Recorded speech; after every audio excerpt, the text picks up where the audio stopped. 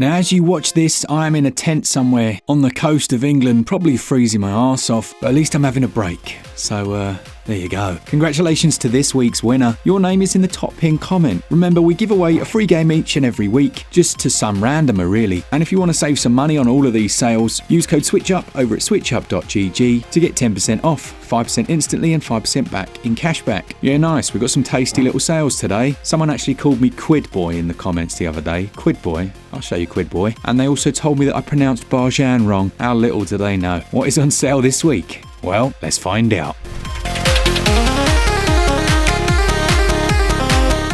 It is National Bethesda Day today, and for that very reason, almost every Doom game is on sale. But first, I want to highlight Doom 3, which if you're a Doom fan and you've never finished, you really owe it to yourself. In my opinion, this is probably the most underrated Doom game, and it felt like a time before it went completely action oriented, which some people actually preferred. Now Doom 3 is much slower paced. It's a little bit scary actually, especially at the start, but it's currently £3. Well, there you go, Quid Boy. It's £3.19 and is obviously a first person shooter and does include the Resurrection of Evil, the mission expansion packs, as you're working your way through an infested facility. I wonder what would be a good setting for a Doom game. It's always these decrepit, infested facilities, or these weird moon bases. Yeah, let me know in the comments, where would you set the next Doom game? Would it be down the local Tesco Extra, or Bognor Regis? It might not have the same mass appeal, but I'd enjoy it. Always at the Havens Caravan Park. That one's 8.8 gigs, and that sale goes on until August the 16th. Wind Peaks is just £4.72 at the moment, that's 65% off, although they did pull a little sneaky. I have to point it out. Just before 2023, they raised the price. I wonder if that was so that their discounts looked a bit more substantial. Either way, this is still cheaper than its previous cheap sale, and while the game is a little bit flawed, I do enjoy it. It's actually quite relaxing. It's essentially a hidden object game that tells the story of a group of scouts that find a map and it guides them to a magical part of the forest. This one won't be for everyone, and like I say, it is flawed, it is a little bit slow, and if you're after death and destruction, this is definitely not for you. This is for one that just wants something chill. It's all fully handcrafted, no procedural generation, no roguelite, none of that. Just a relaxing little adventure where you go around finding hidden objects, and then that helps progress the story, and I do love that art style. That one's on sale until August the 15th. So then we jump over to modern day Doom, and it's Doom Eternal. That's currently 75% off. I mean, you could get Doom 2016 if you hadn't played that, but these were the modern reworking of the old systems. Essentially, the new hook was a melee system whereby you could insta-jib people, so you run up, slice them up, punch them, rip bits of them off, and then that gave you a boost to ammo and armor, and it keeps the flow of it going, so you have to just run around shooting and punching. They describe it, I think, as push forward combat. It also has gyroscopic controls. I know all of you will be delighted, as I am, to hear that, and there's a full review of it on the channel if you want to go and spend 10 minutes of your life listening to me waffle on. The thing with these games is they're very often not very well optimized in terms of compression, so they're massive file sizes. This one's 33 gigs. I only tried Digimon Cyber Sleuth for the first time last year. It was recommended by someone in the comments when I was looking at some Pokemon-like games. I'm not saying this is Pokemon-like, but for some reason they were like, yeah, this is one of the best in the series. You should definitely check it out. And at the moment it's 84% off, which is its cheapest ever price. And I have to say I didn't finish it because the backlog was calling me, but I was very much enjoying my time with it. It does have turn-based battles, and in the complete edition, which this is, you get the Digimon Cyber Sleuth and Digimon Cyber Sleuth Hacker's Memory all in one pack. They created a really nice world here. There are over 300 different Digimon to collect. You can raise them up and then digivolve them, and there is online as well if you find anyone online, but a fun one. And I don't think we mentioned this. We did a video called, I think it was like 10 games putting Pokemon to shame, and then we had all of the Switch creators contributing their games. I don't think anyone mentioned this, so I think they probably should have done, because it's very good. Now, one of the games I'm going to be playing while I'm camping is Chrono Cross. Now, it's 40% off. I didn't play it back in the day. I think either Asdin or Glen reviewed this one on the channel, and this version, the Radical Dreamers edition, arrived on the Switch back in April of 2022. Some of these don't really show, I would say, Square's best efforts, let's be honest. I think I reviewed Final Fantasy VIII, and it says remodeled and things like that, and you're looking at it like all you've done is increase the resolution and maybe the frame rate, and I guess for some people that's exactly what they want, but at least running some of those pre-rendered backgrounds through AI upscaling, I mean, it would look way better. But hey ho, it's still a fun game. I'm looking forward to finishing it. They did improve some things, like the music quality's better, and it is a classic RPG. It's very well loved, so I must finish seeing what all the fuss is about. That's 4.2 gigs. It doesn't actually get many sales this, so it's worth picking it up if you're interested. It's the cheapest it's ever been, and that ends on August the 16th. I thoroughly enjoyed Potion Permit. It is right up my alley. It's one of those games that has sim life elements. It has the RPG side in there as well. And yeah, I thought it was banging. You have this little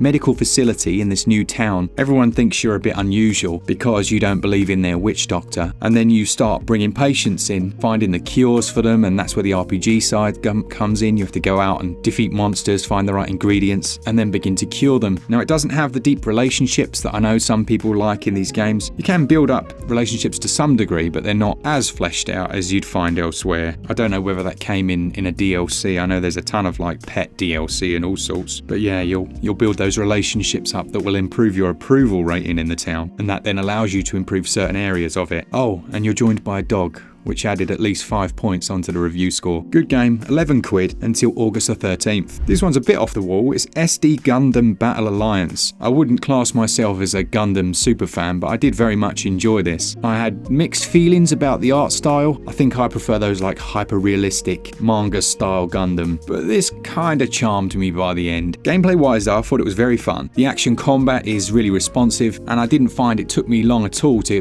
kind of get into the flow of it, but it is a massive game, tons and tons of levels. Now there is a demo, so if you want to check this one out, then give the demo a bash and see how you get on, but it is 65% off, and even with that visual style it does still carry over the scale of a kaiju battle, as you'll often be stomping around towns or smashing through skyscrapers in cities. Yeah, fun one this, but as I say, I don't think it will suit everyone's taste, so maybe do check that review out. I just messaged Glen about Lego Bricktales. This one has had a big update with a load of new content, and it's down 40%, which I think is its cheapest until August the 29th. But if you didn't already gather, Glen absolutely loves Lego, and in this one I think your grandfather, who's an inventor, is basically called for your help because his amusement park is about to be shut down by the mayor if, wait for it, the necessary repairs aren't made, and I bet you can work out where you come in. From his review, I gather that the way that you control the bricks and place things is actually very well done. As is that visual style, it does certainly carry over the aesthetic of Lego, and they added in a sandbox mode so you could just play around building different things, creating your own minifigures as well. So yeah, I guess this could be the kids pick as well as the adults pick. It's just 888 megabytes. It's developed by Clockstone Studios, and it will take around 10 to 15 hours to finish this. That sale, which is its cheapest ever, goes on until August the 29th. Someone was chatting about God Eater 3 in the comments the other day, and it's got me all excited to go back and play it. It's 84% off at the moment, and put simply, it is a Monster Hunter, I won't say clone,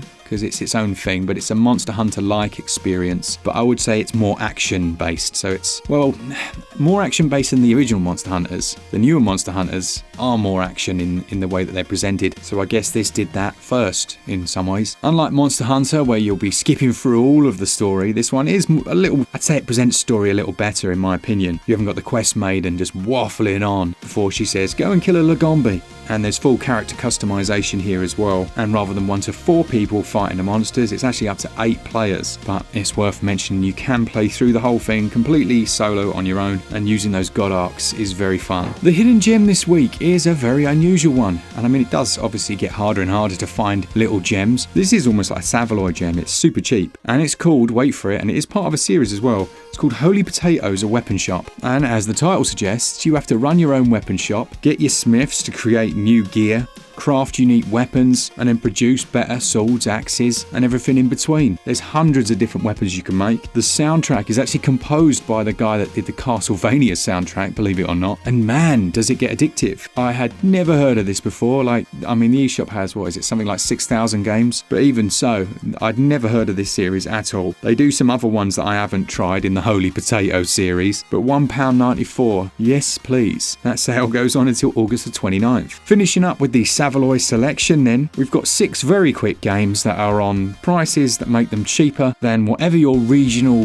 very cheap, very nasty snack might be. In the UK, we have Savaloys, which are red sausages. In the US, they have their Costco hot dog and drink. And I'm not saying these things aren't tasty, but I think if we went down into the ingredients, we might be a little bit horrified. And first up, we've got Quake, which is 67% off, down to £2.63. I don't need to tell you what Quake is, but it ran really well on the Switch. They did a great job of bringing it across and actually put a lot more effort in than I thought they might. Things like gyro, all the content that's ever been on there, and I think they might have even added in a few new bits. You've got Doom 1 and 2. They're both 60% off, down to £1.59 each. You can play those co-op with a friend, and that is very fun indeed. Reminds me of the old PlayStation days where you could disc swap, but I am showing my age. The Aquatic Adventures of the Last Human is 85% off. This is one that Glen reviewed on the channel. It was a Lovecraftian, I don't think it was a Metroidvania. It might have been an underwater Metroidvania, or like an underwater submarine-based Souls-like. I remember it was brutally difficult. He had some tough boss fights in there. But yeah, I would say go check his review, but he did enjoy it. I remember that much. And then finally, Doom 64, which is 60% off,